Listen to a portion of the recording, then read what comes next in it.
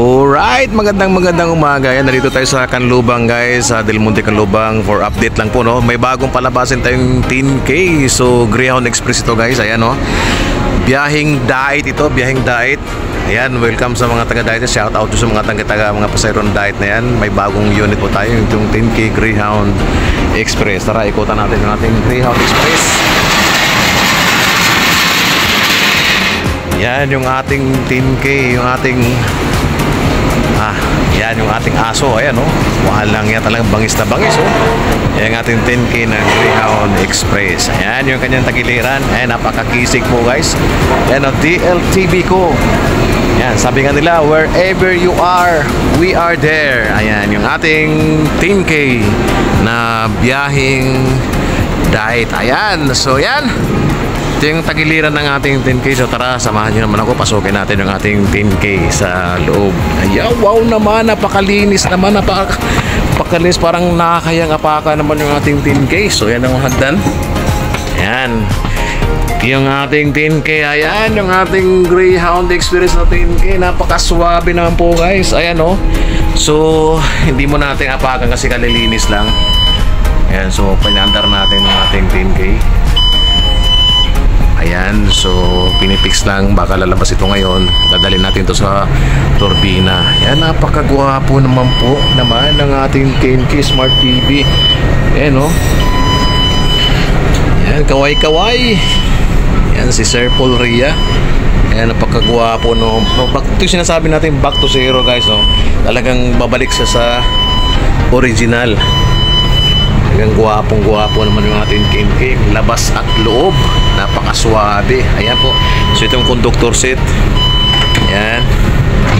Ayan, ganda. So ngayon, inaayos nila yung set bago natin ilabas. So ganda naman talaga. Ayan. Wow, napakaganda ng ating 10K.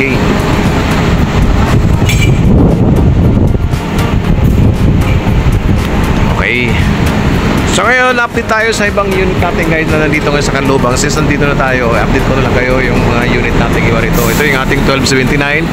Ayan, pinipix na rin po nila. Nasa trimming section na to guys. Pag natapos to, malapit na matapos to guys. Ayan, oh, tinatrim na lang ito. Nasa trimming section na siya. Ayan, so kung makita natin yung pintura, napakakinis yan, oh. Ayan, napakakinis ito.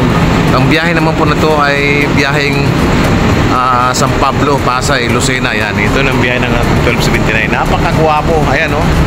Nasa trimming section na siya. Kakabit na lang lahat yung mga wirings na yan. Ang kintab ng pintura, talagang ganda. Ayan, oh. Yung ating 1279. Shoutout sa mga taga Lucena dyan. Ayan, oh. Malapit na rin pong ilalabas. Ito yung ating 1279. So yan, update lang kayo guys. Ito naman yung ating 26M. Ayan, yung ating 26M na biyaheng Bisaya naman to. Kung makita natin, ito po ay MAN diesel engine to na 26M na biyaheng Bisaya. So Greyhound Express dito guys. Ayan, oh. So tara, pasukin natin yung ating 26M. Ayan, kung makita natin, napakakinis ng pintura. Ayan, oh. Trimming section na rin to guys. Ayan, kinlinis ng loob. Ayan, ito yung ating MAN diesel engines 2x2 guys. Ayan ang loob ng ating MAN 26M na biyaheng Bisaya. Ayan ang loob niya, oh. Napakagwapo, napakakinis, no? Ganun din, no? Ayan yung kanyang, so laki ng alawas ng legroom niya kasi parang hindi maipit yung nasa likod pagka ni-recline yung upuan, no? Ayan, napakagwapo naman talaga ng ating 26M na biyaheng Visayas. Ayan, may CR po ito guys, no? So ayan, may CR siya. Nandito po yung CR locate. So nandiyan yung ating CR sa baba. Ayan, pag binuksan natin to, aso. Ayan, so may CR tong ating 26M. So yan ang ilaw niya, asul. Hindi muna pinailaw yung ibang ilaw kasi sa trimming section pa to guys. Pero malapit na po itong lumabas. So ayan, oh. MAN diesel po to guys, MAN diesel to. So kung nakipansin natin guys, wala yung cambio niya, oh. Kasi automatic po ito. Yan, ito po yung ating MAN diesel na automatic na biyaheng Bisaya. So pinaka-cambio nito guys, kung may na makita natin, ito yung parang sa washing machine. Ayan, kaya natin, oh. So drive 1, drive 2. Ayan, drive manual. Ayan, reverse. Yan po yung ating reverse. Ito yung ating MAN diesel engine. Kung makikita natin, wala itong cambio. Ayan, oh. So, MAN diesel. Ang ganda. Napakaganda po ng ating MAN diesel. Tara, kita natin ang loob ngayon. Ikutan naman natin sa labas. Wow! Napakagwapo naman po ng ating 26M. Yan. Ang ganda. Ang kintab talaga ng pagkapintura. Talaga iba talaga ang yari ng Del Monte Motors. Napakaswabe. Napakaganda talaga ng yari ng Del Monte. Ayun guys, kita nyo naman kung gaano ka ganda. So biyaheng Bisaya to, Katbalogan ng linya nito. Manila, Katbalogan. Ayan. Del TB 26M. Ayan. Napakaswabe. Napakaganda. Ayan.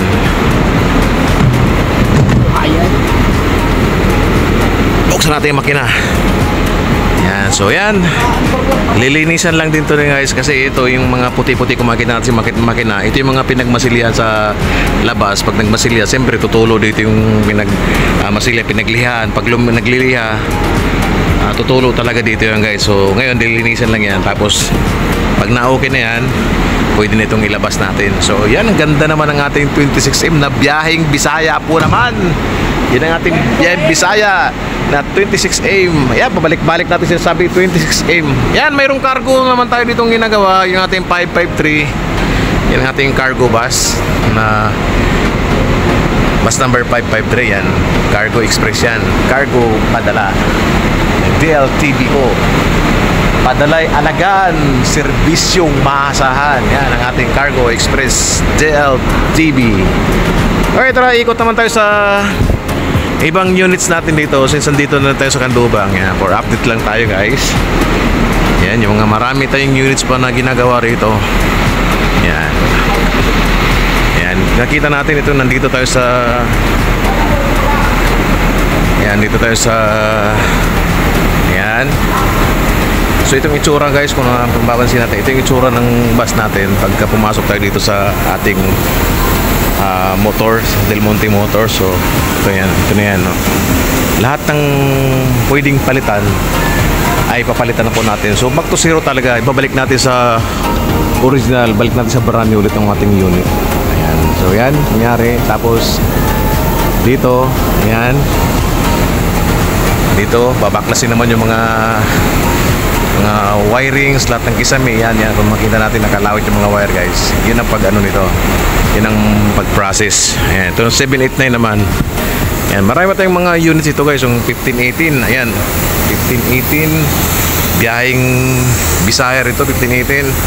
Ayan, 1281, 5107. Marami pa guys, marami pang unit na ginagawa dito sa ating Del Monte Canlubang, Del Monte Motors Canlubang. Ayan.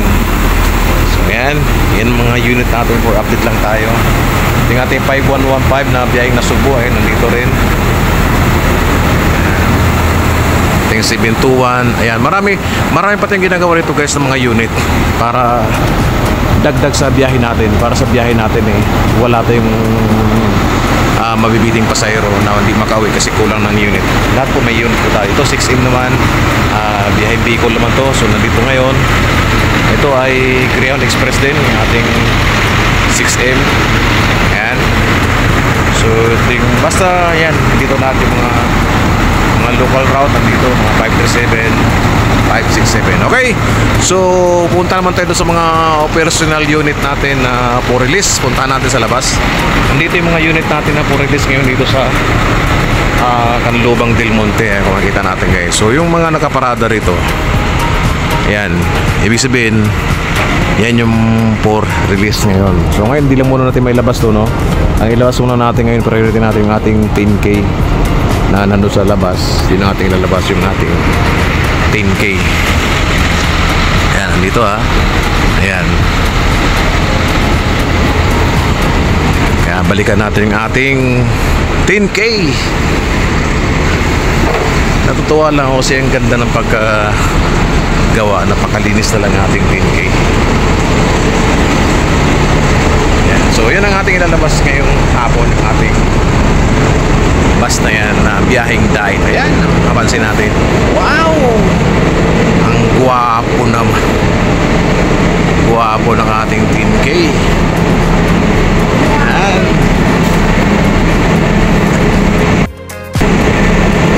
So yan, napakagwapo ng 10K natin guys. Ayan, so ilalabas natin to ngayon. Dadalhin natin to ng turbina. At doon kukunin na lang ng driver yung ating 10K dahing dahil. Yan, napakaganda naman po talaga naman. Ganda ng ating bus na to.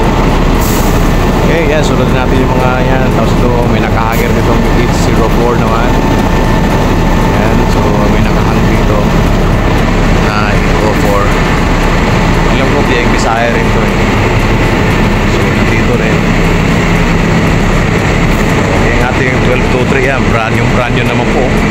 Bagong-bago na rin yung ating 1223. So, malapit na rin po ito ilabas. Trimming section na rin siya, kaya yan. Wow! So, abangan natin itong paglabas ng ating 1223 naman. So, nandito na siya ngayon sa trimming section.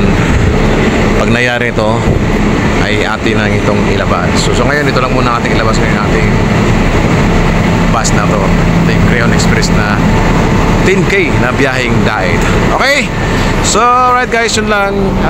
Abangan nyo lang ako sa susunod natin vlog. So, update ko kayo pag may bagong upload tayong video. So, ngayon, ito lang muna. So, thank you. Please like, share, and subscribe dito sa ating channel, Biyahedor. Maraming salamat. Yan lang guys. Thank you.